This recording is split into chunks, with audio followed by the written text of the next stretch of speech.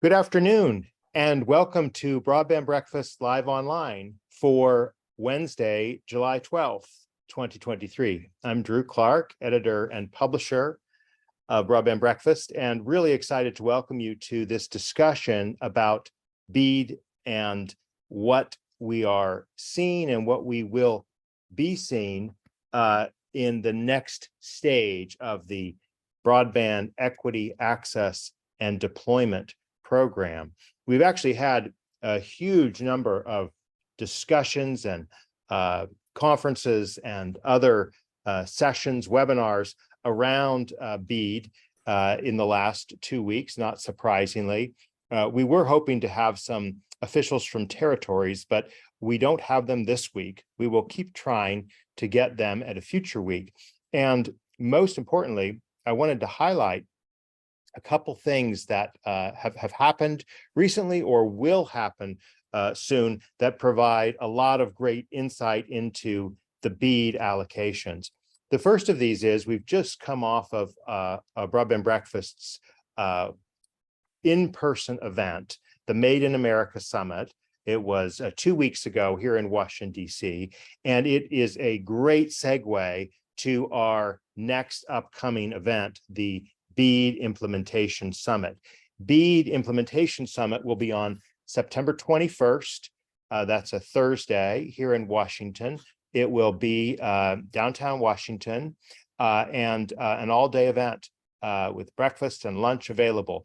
We have a program that you can see on broadbandbreakfast.com, just broadbandbreakfast.com/BIS for BEAD Implementation Summit. And you can see the 4 panels we have outlined right now. I'll talk a little bit about it just now.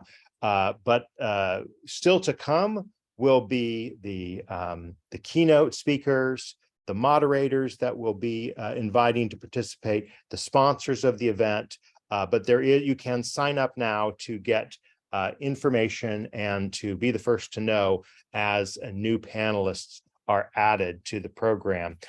This is really an opportune time to speak about how the BEAD program is going to be rolling out in detail. And I think it's unavoidable that center stage in these discussions is the state broadband officials. And speaking of which, we actually had 3 state broadband officials at the Made in America Summit 2 weeks ago. We had Dr. Tamara Holmes from Virginia. We had Jade DePiros of Kansas. And we also had, as a third panelist, Kelly Schlegel of the state of New Mexico. And that discussion is available. This is on the Made in America Summit page. So broadbandbreakfast.com/MIAS for Made in America Summit. And you can, if you register there, to be a member of the Broadband Breakfast Club, and you can join with a free trial, month-long free trial. After that, it's $99 a month. You can watch the full videos, and we will be publishing excerpts of those as well in future. But for now, I just wanted to make sure that everyone was aware of the conversations that are happening and will be happening with state broadband officials. In fact, just this afternoon at 3 o'clock, I'll be moderating another webinar today over on Telecompetitor with Broadband.Money. And at Broadband Money, we will be hearing from Scott Woods of Ready.net, the president of Public-Private Partnerships, and other people participating in this program at Telecompetitor. Also include Dr.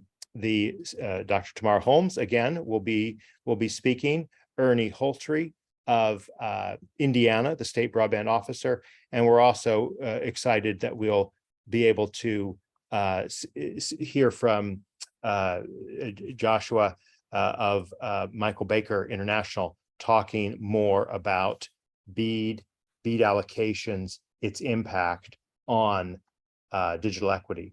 The other thing I wanted to quickly mention is are here every week, every Wednesday at 12 noon Eastern time. We encourage you, and many of you do, Mark your calendars. So we're grateful for that. We're grateful for the turnout we have. And we do hope we'll be able to get a good program with a lot of interaction from each of you here on Zoom today. We have upcoming programs. Next week, we hope we'll be talking about the Online Harms Act on June 19th. This is a British legislation that's going to have a major impact on US social media companies.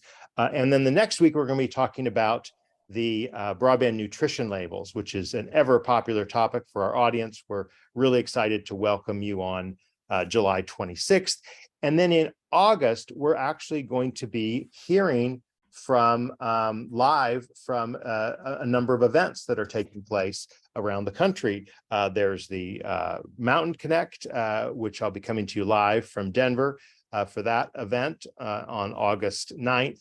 And then the week following, August 16th, we'll bring you a program direct from Fiber Connect in Orlando, Florida. Before I introduce our two panelists for today's discussion, I want to give a shout out and a thanks to the sponsors of Broadband Breakfast. Without your support, we wouldn't be able to do the programming we do day in and day out, week in and week out on Wednesdays at 12 noon. Our sponsors include Utopia Fiber, Broadband.money, Comcast, Nokia, BroadbandToolkit.com, the ComLaw Group, Google Fiber, Broadband Now, Michael Baker International, and Bitstream Communications, plus Positron Access. Thank you again for our sponsors. Well, with that, let's go ahead and introduce our guests here. I'm going to go ahead and make sure I'm unpinned, or whatever the Zoom expression is here, remove the spotlight. We are super excited to welcome Rick Uzzi to Broadband Breakfast live online. Your first time with us. Rick has interviewed me on his program. He'll tell us a little bit more about what he does as Vice President of Marketing for Z-Quorum. Thanks and welcome, Rick. And then we are joined by Tara Williams. Tara is a reporter at Broadband Breakfast. She's been with us since 2022 and has reported extensively on broadband infrastructure, investments, and deployment, particularly controversies over broadband mapping and the BEAD program. She moderated a session at the Made in America Summit 2 weeks ago on the Buy America Act provisions. Thank you for doing that, and welcome, Tara, to this discussion. So let's turn it over to you, Rick. Tell us a little bit about what's on your mind. What are some of the big issues that you're seeing as you interact with states and others on the BEAD awards? And of course, just as context, 2 weeks and 2 days ago, the National Telecommunications and Information Administration announced I think it's 41 billion. They didn't quite reach their 42.5 or $42.45 billion total. But obviously, what's been the buzz in your world since that time, Rick?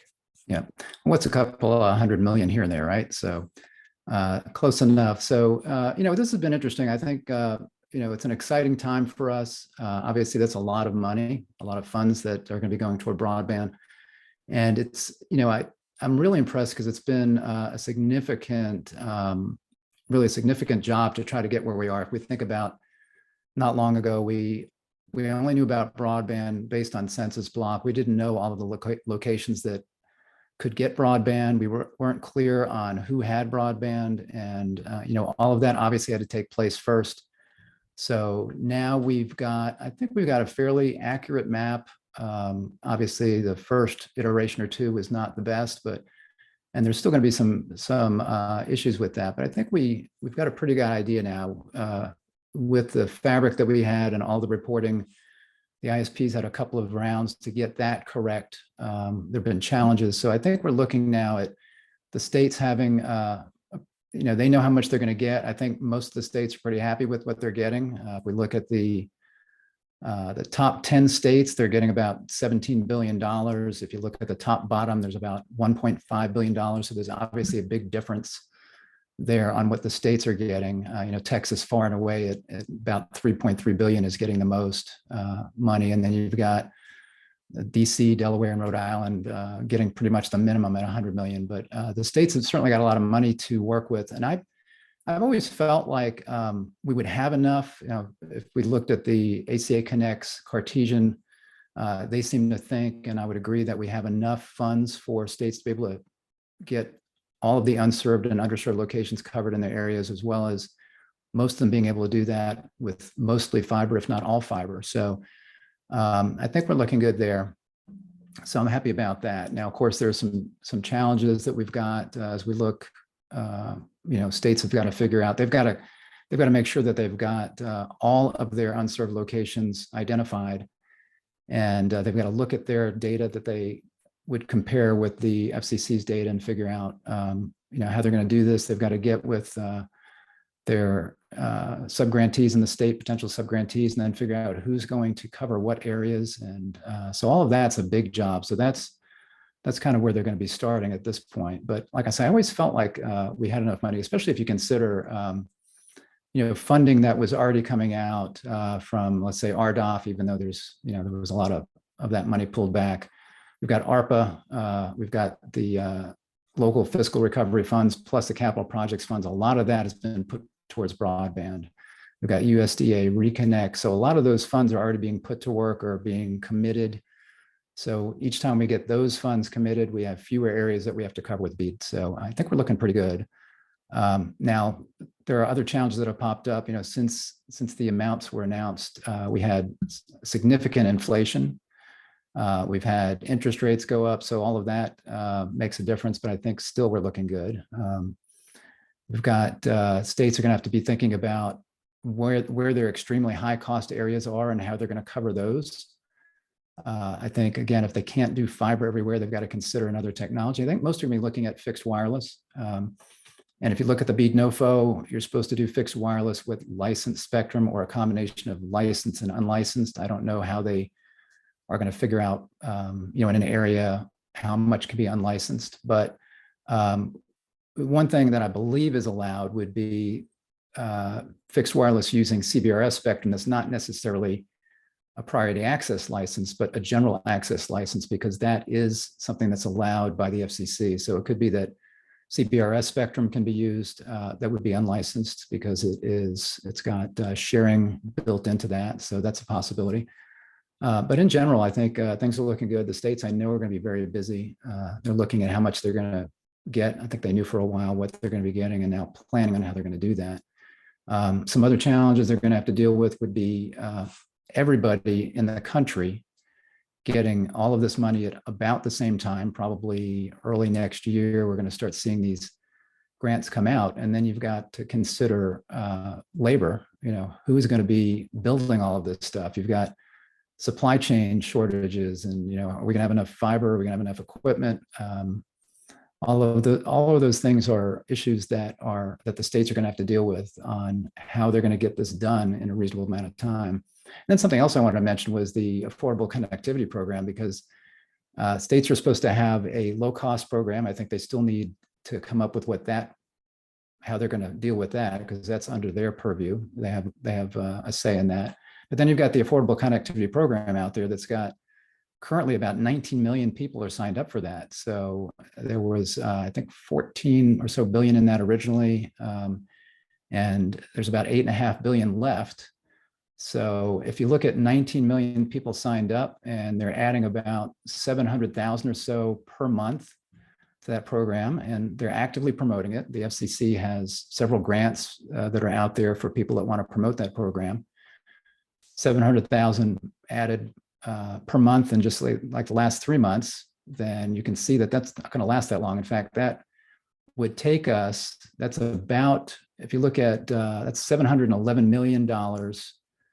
And if you multiply that by 12 months, that's $8.5 billion per year just for the ACP. And that's about what's left in the program. So that would take us to maybe about this time next year. And if they're going to fund that in the future, however, we're going to figure out how to do that, then that would be less than 2 years. So if you took 14 billion, it would be over that. So it would be less than 2 years that we'd be able to fund that if we funded it at the same amount. So there needs to be something done with the Affordable Connectivity Program. I have always thought that the best way to handle that would be through USAC and the USF to try to take some of those funds that people that can afford broadband would pay a fee on their broadband bill, and that some of that could go towards the ACP, rather than having to have a, let's say, another commitment in Congress where we have to either fund this all of the time or have an ongoing thing. I think it would just be better to do that through bills. But I'm pretty happy about it. Then there's the Buy American thing. Maybe this is a good time to turn it over to Tara. That's something that that we have not heard yet, the additional guidance on that, on how that's going to be done. But I know that there's some leeway for the NTIA to determine, what products they can maybe do a waiver on that. And I know there's certain types of equipment that have got there's so many chips in there that you could not possibly get to the point where it would be considered American if those chips are coming from another country. So they're going to have to be different kinds of waivers. But anyway, pretty happy with where this is going. I think we're going to have broadband for everyone here very soon. At least everyone who wants it, I think, will be able to get a good quality broadband connection in the not too near future, or distant future, I should say. Good to have that optimistic perspective. Rick, just take a minute to tell us what is Z-Quorum and what do you do on Z-Quorum every day, as I understand it. Yep. Yeah, we are a provider of managed broadband services and diagnostics to broadband service providers. And I've been with the company since 1995. We've changed names a couple of times, but when I started, we were actually a dial-up internet service provider, providing dial-up internet in the Atlanta area. And, I was one of, I think, 5 employees at the time. And our back room consisted of wood shelves with 33.6 modems stacked up on top of each other, and bunch of phone lines coming in from the phone companies. That's how we got started. But not long after that, we started providing wholesale services to other people that wanted to get in the internet business. Started with a couple of phone companies and lots of entrepreneurs that were doing dial-up internet, and just over time started providing additional managed services. So there are internet service providers that don't want to host their own email. If they still do email, that we can do device provisioning, like I say, diagnostics for fiber and DOCSIS, help desk services. So we do anywhere from overflow to 24/7 subscriber internet support. So that's what we do. So I've been in the business a long time, seen lots of changes. Right, but what do you do, Rick? What do I do? Yeah, so I'm the VP of marketing here. So I'm helping to promote the company, obviously.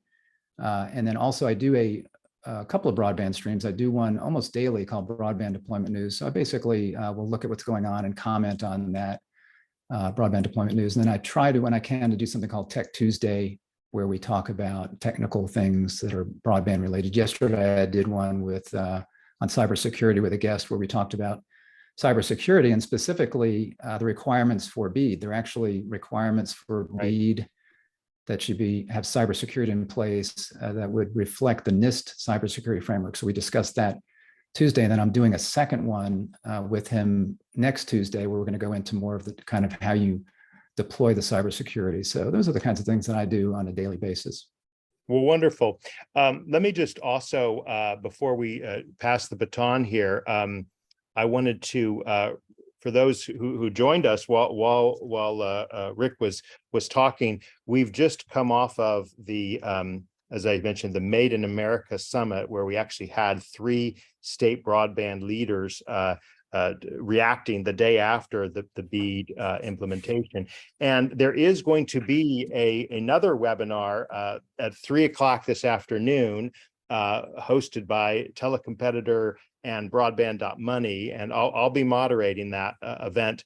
And the panelists include Scott Woods, president of Ready.net, I should say, president of public-private partnerships at Ready.net, Dr. Tamara Holmes of Virginia's broadband office, and Ernie Holtree, who is also the key broadband officer, but in Indiana, and Joshua Williams, who's the senior digital equity and broadband planner at Michael Baker International. Very excited about that. And one more quick thing, at Broadband Breakfast, as many of you may know, we do the Broadband Breakfast Club, which is the way you can get more out of the free content such as this that you have on Broadband Breakfast. And by being a member for $99 a month, opportunity to sign up for a free trial, you get a monthly report on some aspect that we focused on. Last month, for example, we focused on the semiconductor aspects of the CHIPS Act. This month, we're doing a deep dive into BEAD allocations, and that will be available later this week. And the person who put that together is Tara Whipple, who is one of our reporters at Broadband Breakfast. So Tara, let's turn it over to you to tell us a little bit about what you've discovered as you've talked to states in the immediate aftermath of the BEAD allocations. Yeah, I've definitely interviewed a lot of state broadband offices since the announcement a few weeks ago, and I found a very common thread among most of the states is that they are just happy with the amount of funds they're getting. It seems that everyone is pretty satisfied with the amount they're getting. Several of them, however, said that they anticipate that they will need even more. I believe that Kansas said that they'll need closer to $1 billion. I think right now they're getting $451 million. So it's a pretty big difference there. So there are definitely still states that are wanting more, but for the most part, everyone seems to be just excited about this historic investment in their broadband infrastructure. States do have a lot of work to do following the announcement. I mean, they only a few states have released their 5-year and digital equity plans, which are of course required through the BEAD program. Louisiana was the first one. And then we also have Maine, Utah, Montana, North Carolina, and Ohio. So it's been interesting to review those 5-year plans and find the differences in each state's priorities. For example, Utah's plan focused heavily on middle mile prioritization. They have a unique model that they're working with their Department of Transportation right now. So that's something that they're focusing on. While Maine is focusing on improving the lives of its citizens through digital equity programs, and North Carolina is using its money to supplement programs supported by the ARPA funds. So every state is taking these funds and doing the specific things they need to for their state. And I think that's the goal of the BEAD program, was to give states the money they need to put the money where they see the need in their area, because every state is different, not just geography wise, but also culturally, and all sorts of differences there in states. So it seems like from the states that I've talked to so far, they're all working hard. They're all getting their plans together and really making this a personalized approach to broadband. No, great to have that context and that sort of summary of the states you've interacted with. Let's just speak for a minute about the role of the timeline. Okay, so for example, we basically have or not so much timeline. We'll get a little bit more to the timeline too, but I want to distinguish and ask a follow-up for you, Tara, about the different plans that are being prepared. So there's a 5-year plan that states have a requirement to do that was due 270 days after they received their funds. They started to get released in November, December last year. And so 270 days or 9 months from that point, they have to release this. So the deadlines either have come up or are coming up for those. And then with that, there's a separate plan, a digital equity plan that needs to be put together. And then there's also a different document, which is the initial proposal that relates to some more nuanced items. Could you just talk a little bit about, when you talk about these reports, Tara, are we talking about the 5-year plans and then how do those differ from the digital equity plans? Yeah, so that's right. There's 3 different plans that states are working on right now. The first are the 5-year and digital equity plans. They're kind of grouped together usually because They are coming from the same planning grants that the NTIA gave out in late last year. And the 5-year plan is the plan for how states are going to use BEAD in the next 5 years. It's like a springboard for their initial proposal, which is due a little bit later. The digital equity plan is a similar plan. It's just how states are going to promote digital equity in their state or territory. And then the initial proposal is basically a more in-depth outline of how the states are going to use their BEAD funds. It also includes a pretty important part, and that is the state challenge process for the maps. And that will include, just like the FCC challenge process for the last map, will include the location level challenges and availability challenges. Mm-hmm. We're going to come back to mapping just now. Obviously, that's a really important topic. But one more quick follow-up is, as you've looked through the plans of Louisiana, Maine, Utah, the others you've mentioned that you've been able to identify as having been public released, Montana, North Carolina, Ohio. Were there others that you've actually found, Tara, besides those 6? Those are the only 6 that I found. It's possible that several have released some since I last looked. I know that Missouri told me that they were going to release theirs really soon, as well as Massachusetts. So we're looking for more. I'm sure more are coming out in the next few weeks. Okay. Rick, let's get you into this part of the conversation. Again, we're going to come back to the mapping and the challenge process, which is really critical. But just in terms of these reports, have you been looking at tracking these? What are you sort of watching from state broadband officers, Rick? Yeah, actually, the only one I looked at in depth was Utah's, and I did notice the middle mile part in the DOT. So I thought that was one thing I noticed about that, being a marketing guy, was that it was really well done as far as looked nice. It looked like something that I would be proud of if I had put that out. But yeah, I'm just curious to see how they're going to handle some of these challenges on high cost areas. I don't know if that's going to be in there. I guess that's going to be maybe more in the initial proposals. But I'm just curious as to how they're going to, how they're kind of, like Tara said, how they're going to kind of aim all of their funds. Yeah.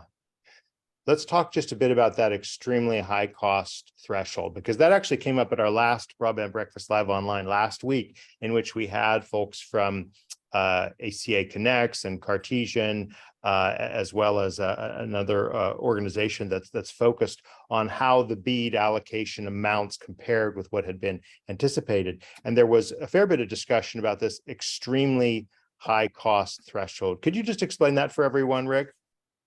Well, my understanding is you've got certain areas that if you look at the number of people per an area that are going to get broadband, there are certain areas where it's going to be really hard to serve. So you've got a mountain and you've got 2 people on top of that. So you've got, most of the areas can be covered, but then you've got these kind of at the end of the hockey stick where the cost shoots up. You've got areas that are going to be extremely high cost. And I believe that the states have the leeway there to determine where that is. And they're trying to balance, they're trying to balance the fact that they want to get fiber to as many people as they can. But they realize maybe if they were trying to get fiber to everybody, they're not going to possibly be able to do that. So they're trying to figure out where the extremely high cost areas are and then how they are going to serve those. And as I mentioned before, I think fixed wireless is probably going to be what they're going to do, and they need to determine the technologies and how they do that.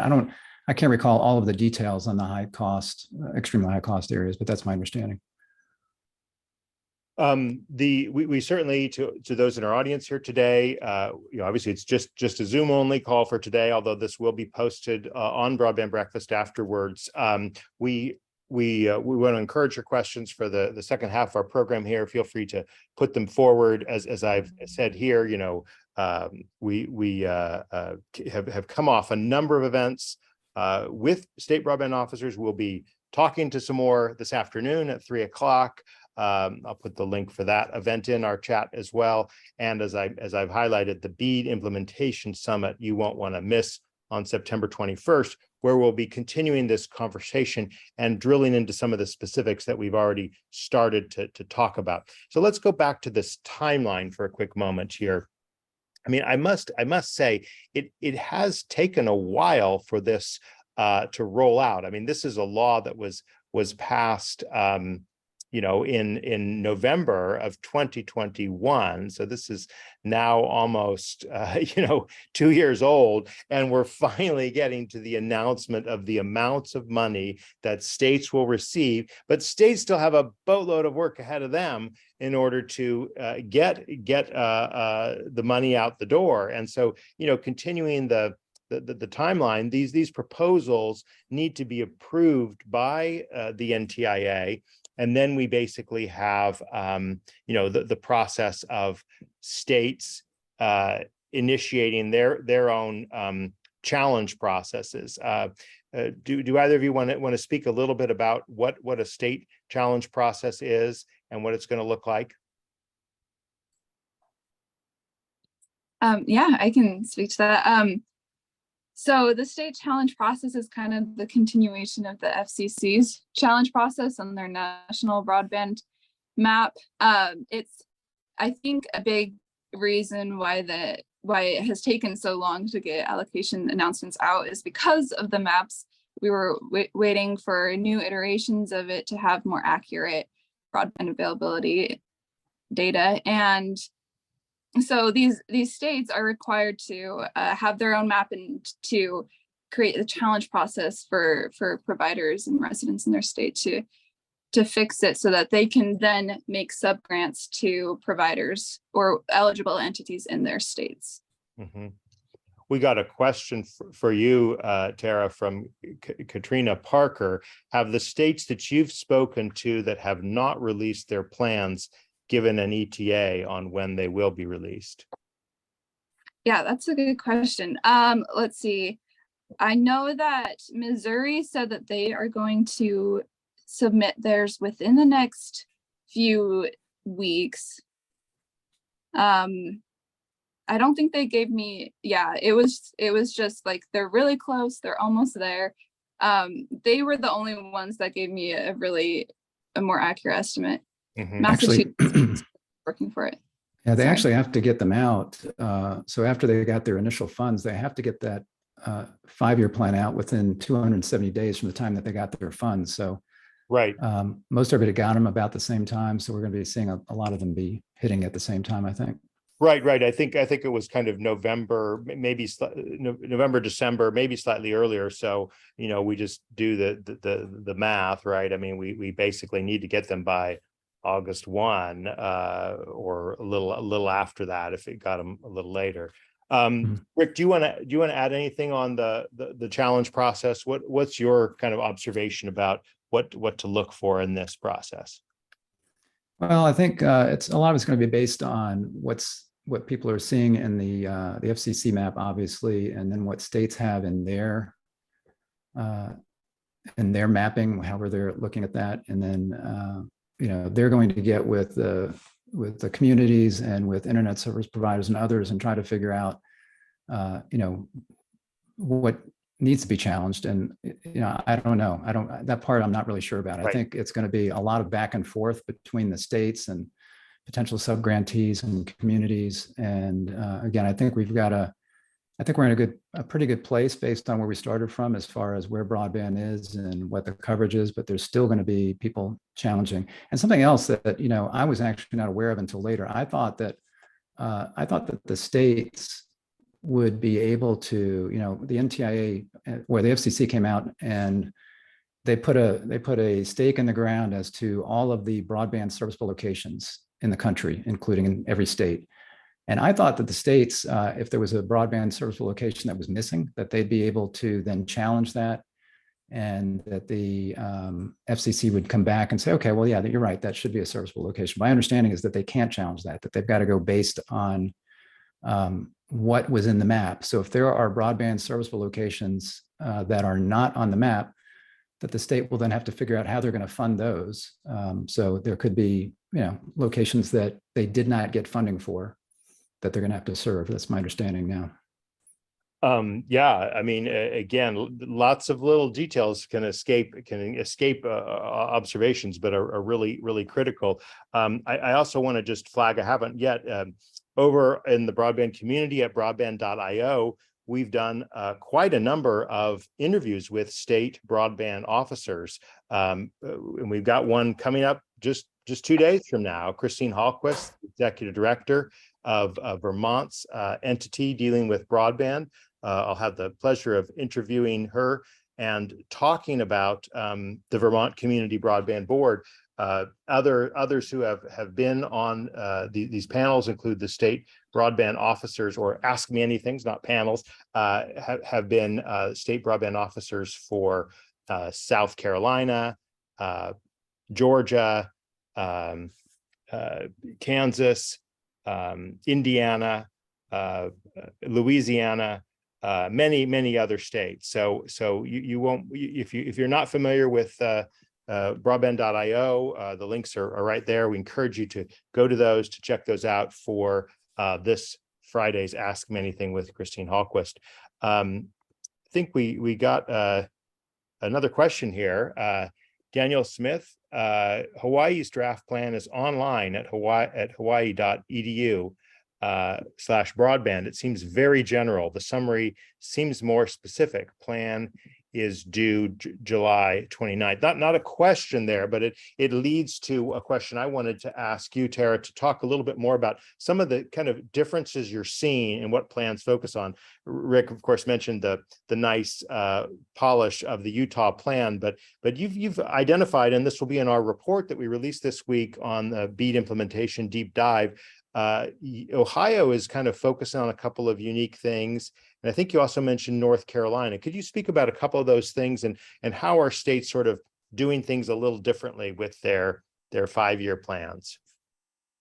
Yeah, there's definitely some differences in the plans, not only like visibly. I mean, there's like Utah's was a beautiful plan. There's some others that are really beautiful, and then others are just really long and others are really short. So there's just differences in everything. But yeah, Ohio they outlined a 4-pronged vision, and those were to promote the creation of world-class broadband networks through best-in-use technology, or class technologies, enable participation in modern economy, power Ohioans through training, and bring reliable, affordable internet. So they have these 4 goals, and then they have these objectives to meet them. And they have like to connect community institutions to serve as digital hubs with 1G as symmetrical service, expand telehealth access, and invest in workforce development. So they have all these goals to meet their objectives. And then we have other states that have just like completely different goals. We have North Carolina, which really focused its plan on ARPA money. They already have these programs in place from ARPA, and so BEAD is just coming in and really helping support those programs. And let's see, yeah, it hopes that it will continue to expand. Sorry, what was that? Montana is another one that's been released that you've looked at. What are some of the things you've gleaned from that one? Yeah, Montana was interesting. It highlighted that it had very unique topography. It has like the Great Plains and the Rocky Mountains. So its primary goal was to create the most high impact and cost effective way to deploy broadband in its state. And so it's really working to be more cost effective, whereas other states are maybe more prioritizing fiber and higher cost deployment. So yeah, it's definitely interesting to see the differences in state goals. And of course, every state that has released its draft plan has a comment period that's open for at least 14 days where public comments can be made. So if you're interested in reading them and commenting, that's definitely an option. Well, and one thing. Go ahead, Rick, please. I was going to say, one thing I can guarantee you is that every state that has not submitted their plan yet is looking at these other plans and saying, did we include this? What do we say about this? Oh, this is good. I need to include that. Oh, this one looks really slick. I need to do that. That's what I would be doing anyway. So I'm assuming that they're, and I know of one state that I talked to that was looking at other plans first before they were releasing theirs to see if they got everything in there that they want to get. Right. Mhm. I think one sort of overarching feature we are seeing is that, and this is very different from the way the American Recovery and Reinvestment Act of 2009. And I had, as some of you may know, I've had the opportunity to be a state broadband officer in Illinois during that rollout, that SBI 1.0, as we call it. Right now, state broadband officers have a lot more responsibility and money at their disposal. I mean, in the case of that last broadband rollout, the allocations and the projects were determined by NTIA. For this one, by contrast, it is the state broadband offices that are not primarily about mapping, but primarily about deciding where the money is going. And so we're beginning to see this emerge from this, the 5-year plans. And interesting thing to query, to follow up on, is how the actual implementation plans will follow. But we see this real diversity of approaches. And the phrase, laboratories of democracy, states being that, I mean, we're going to see how that works, because every state does have differences. And the thing you highlighted earlier, Rick, about the extremely high cost threshold, that's for states to set. States are the ones who are going to determine that. And that determines basically whether pretty much everything in the state is going to be fiber, or whether there's, room for fixed wireless in BEAD funds. I think the other thing we're seeing, just as these plans kind of dribble out now, is that some states, like Louisiana, got it out right away.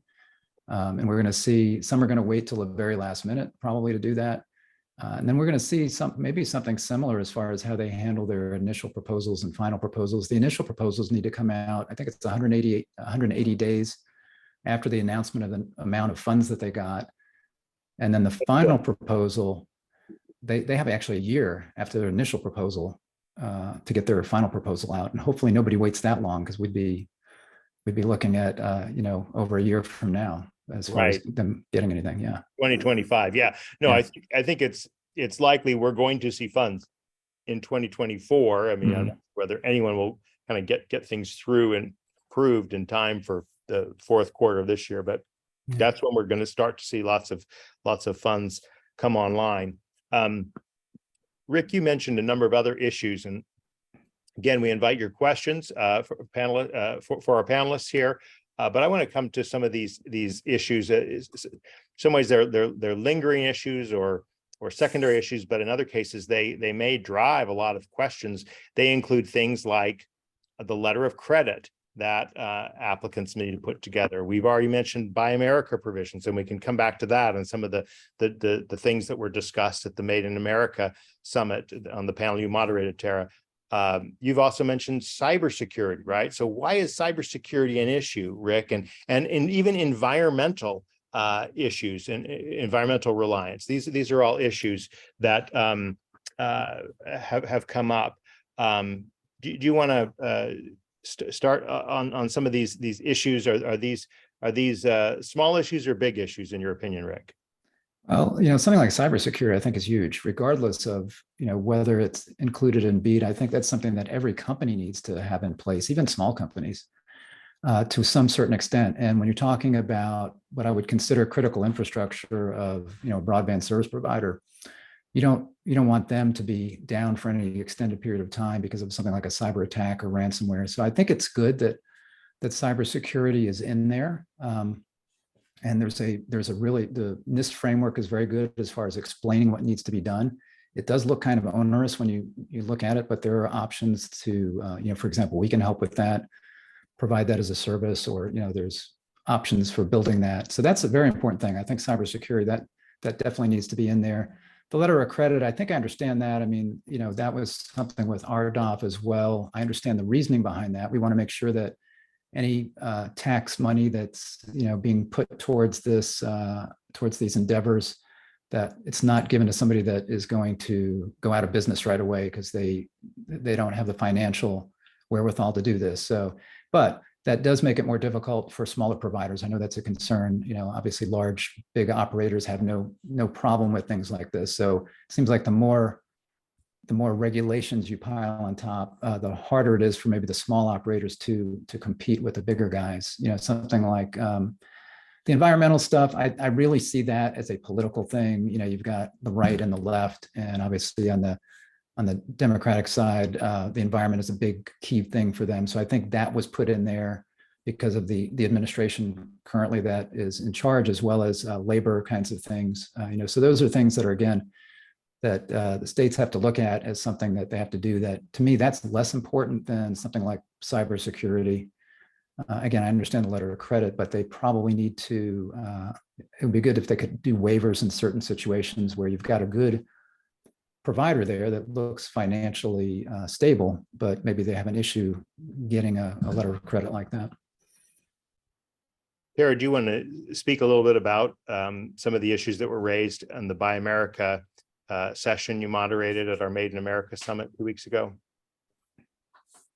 Sure. Yeah. No, I've noticed that there's a lot of concern with states on the Buy America requirements, which require that 55% or more of the costs are coming from the United States manufacturing, and that's definitely a hard requirement to meet.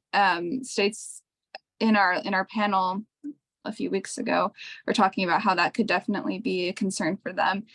They're also looking for NTIA waivers for a lot of the fiber optic cable.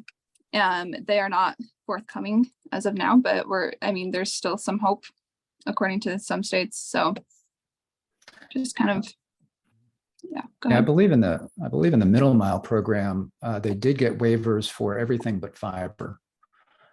So they did not get a waiver for the fiber, but I think for equipment and other things, they were able to get waivers for that. Now, that doesn't mean that's going to carry through to BEAD, but there's a possibility there. Maybe a kind of a high level summary of this. Obviously, middle mile program, to refresh everyone's recollection, was due last September 30th. The awards weren't made until I think it was the 16th of May, so about 4 weeks ago. And in those awards, there was an impressive amount of matching funds kind of being leveraged, almost a 1-for-1, 93% of the awards were made, but then there's other money that's leveraging it. And they had previously, I can't remember the date, NTIA had previously released a waiver for middle mile, and Rick has just mentioned some of the details about that it was a very broad waiver for everything except fiber cables. And the core problem, and this was reiterated at the panel at Made in America Summit, the problem is not fiber cables. The problem is electronic components that power the electronic signals in the fiber. So that's where the issue is. There's just simply no kind of combination of existing equipment, chip making equipment that constitutes that 55% threshold. So I think it's fair to say the industry is going to look for a waiver as well. The administration has not put out details of what it's going to do in such a waiver, although they have begun to say there will be a waiver and some specific guidance about types, perhaps even names of companies. That's sort of a rumor I'm hearing. Companies that might be whitelisted, if you will, not necessarily, but there are obviously companies that are blacklisted that you can't include, that are well known, the entity list and so forth. But anyway, that's just a little bit of context for the waiver process for middle mile. It's out there. It's established. The middle mile monies have been released. The BEAD monies haven't been released, but the allocations have been made. And so now that kind of initiates a little bit more of an active discussion about, okay, well, to do this, we're going to need some kinds of waivers. That's the discussion we're hearing a lot. Yeah, and I would chip in, if you'll pardon the pun, to say that I think they're going to have to be waivers, but I also think that a concerted effort needs to be made to get some of that manufacturing brought back here, as far as chips, for example, because it's a significant national security risk, I think, and economic risk for our country to not to have to rely on other countries to do that, especially maybe if they're not as friendly as we would like. So I would hope that also this would be kind of a wake up call for that we'd be able to do some of that manufacturing here. Sarah Salgado sent along a link. Thank you for sending this. We'll also make sure to post this on the Broadband Breakfast page. It actually there are not a lot more than we had reported. The Hawaii kind of was a nice addition to this list, but it says that Hawaii, Delaware, Idaho, Maine, Montana, North Carolina, Ohio, and Utah have released their 5-year action plans. And then Louisiana, Maine, Montana, and Utah have released their digital equity plans. It looks like 2 states, Louisiana and Virginia, released draft initial proposals, but it's called Volume 1, and they were both released before the actual awards were official. So I haven't had a chance to look at it. Maybe I'll glance at Virginia's because Dr. Holmes will be on the webinar at 3 o'clock. Today. We have just a few more minutes if anyone has additional questions they'd like to ask. Again, we've been focusing, last week we focused in our Broadband Breakfast Live Online on the award amounts that came out and how they compared. Actually, that kind of does raise another question. I'd love, Rick and Tara, your thoughts on the geographic disparity and diversity, and you know, what are some reasons for the way some regions maybe got more than they were thinking, like the Midwest, and others like the South might have gotten less in general. That rule doesn't hold exactly. So do either of you want to comment on that while I look at these new 2 questions that have come in? Well, I mean, I was surprised when I was first seeing numbers come out. You know, my state, for example, Georgia, you know, I don't think of it as being, I know there's lots of rural areas and there's some farms, but we're getting quite a bit of money. I forget, Georgia is getting, what is it?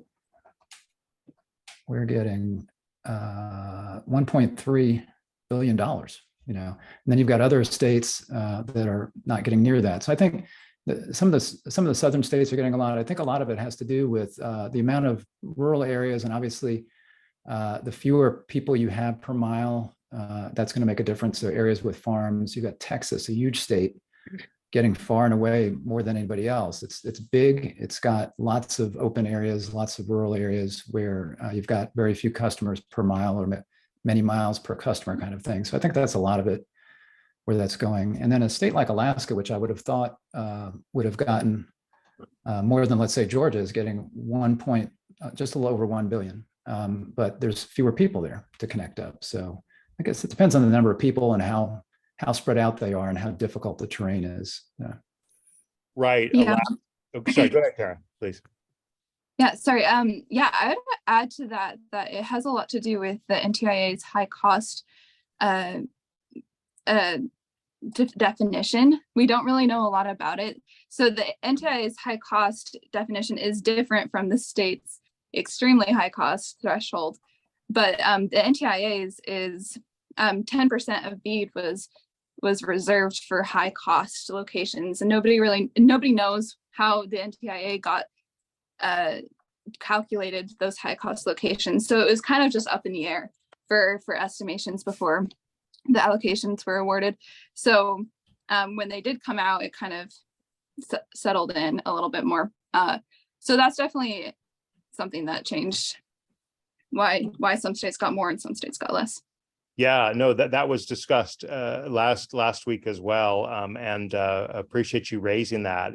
Kind of the most of the money. Obviously, there's basically 3 buckets of money. The 100 million that every state is getting, so that kind of comes in, and then most of the money comes through the percentage of unserved locations that do not have 25 by 3 broadband. Kind of that's the numerator in your state divided by the denominator, the total number of states. That's the bulk, but then there's this additional kind of twist that Tara has elaborated on for high cost areas. And we do see another question here, and I'm remembering another one I'd like to ask. So we probably will go till 1 o'clock, right at 1, but we'll stop right then. The question is about reading the report of North Carolina and awards made. I recalled seeing these amounts mentioned in March. So the question is, are all these plans subject to Yep. EO 14008 and the Justice 40 requirements. Rick, or Tara, do you have any reaction to those? I do asked not for know. elaboration. Are we Yeah, I don't talking know what, about? Yeah. don't know what that is. Yeah, we'll look for some more observations. What about the issue of actual speeds, right? So this kind of comes back, and maybe we could close out on this challenge process and what it looks like, because this is really a key problem. And while Rick, I hear what you're saying, that the FCC's fabric has, quote, improved. A fundamental flaw is when you basically shift the burden of proof for who has broadband, and you say, oh, providers can say they're offering 25/3 or 100/20 broadband, and we believe them until someone can come in with lots and lots of evidence, when the reality is there's millions, maybe hundreds of millions of speed tests out there that are casting serious doubt on the availability of 25/3 or 100/20 broadband. And anyway, I just want to invite either of your comments on this question as we get to the challenge process for states. Yeah, where it really comes down to an issue is when you've got the providers, and it's usually DSL, or it could be wireless, where they're reporting something right at 25/3 or right at 100/20. And that's the fastest they can do, and maybe they can't really do that. Maybe it's a DSL provider that can maybe provide 100/20 if somebody's really close to the central office, but the further out you get, you're not going to get that. So that's where you really have that's the crux of the problem. In most cases, if somebody's got a good cable provider, obviously if they've got fiber, it's not an issue. I mean, it could be that the fiber provider or a cable provider, let's say, is saying somebody get 500/100, and maybe it's really 450/75 or something. In other words, that's not that big a deal. But it's when it's on the cusp of what is unserved or underserved where it becomes a problem. And it's been a difficult challenge, because broadband, it's been a moving target, right? You remember, Drew, when it was like 10/1, I think, or 4/1, I think it was considered broadband. And then maybe it was 10/4 and then 25/3. So each time we raise the definition of broadband, then suddenly people don't have broadband anymore. So now that we're going to hopefully have most people on fiber, from there, what they can get is going to be, they could get easily 100 symmetrical on a plan up to a gig, and then the 25 gig. So the main thing is that we try to get as many people on fiber as we can, and then people will have broadband. Then we need to worry about the far future, where maybe 25/25 is not enough. So I think the main problem with the challenge is going to be those areas that are unserved or underserved now. We're very close, where a broadband operator is saying that, yeah, this is served when it's really not. That's where the challenge is going to have to focus. Tara, let's give you the last word. What's your thoughts as you interact with states and state broadband officers on the challenge process?